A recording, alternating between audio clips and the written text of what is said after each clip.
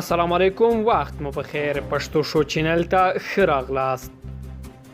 د ولسمشر غني لومړي مرستیال امرالله صالح خپل دفتر په اجرایه ریاست کې جوړ کړی دی او د عبدالله ډلې کسان یې نه دي ورپرېښي.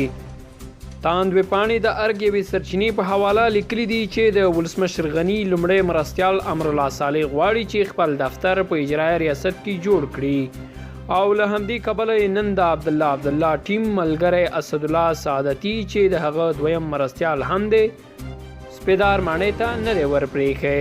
نن سهار په یو خبر کې ویل شوي چې ځانګړې قطعې د عبدالله دویم مرستیال اسدالله سعادتي سپیدار ماڼۍ ته نه دی ورپرېښی. د دغه سرچینې په وینا چې امرالله صالح ولسمشر غني ته ویلي دي چې هغه په دې پوهیږي چې څنګه سپیدار ماڼۍ د عبدالله او د هغه له ملګرو خالي کړي او خپل دفتر پکې جوړ کړي.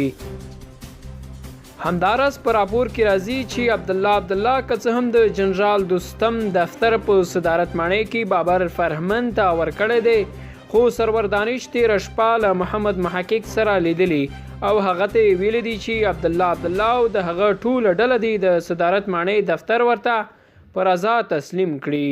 دا یادولو وړ ده چې تېره ورځ عبدالله د اجرایه ریاست څخه هغه ټولې لارې چې ارګ ته تللې وې تړلې وې، خو حکومت بیا وایي چې اجرایه ریاست نور ختم دی او د ولسمشر غني په نوي حکومت کې د تشکیل له ختمېدو سره سم باید دوی ټول کورونو ته رخصت شي. د مارچ په 9 نیټه د ولسمشر غني په ارګ کې د راتلونکو 15 کلونو لپاره د ولسمشر په توګه لوړه وکړه، خو بل لوري ته عبدالله په سپیدار ماڼۍ کې د ځان بللي ولسمشر په توګه لوړه وکړه او ځان یې د افغانستان ولسمشر اعلان کړ. که غواړئ چې د سیمې او نړۍ له تازه احوالاتو څخه ځان خبر کړئ، پښتو شو چینل در سره سبسکرایب کړئ. مننه.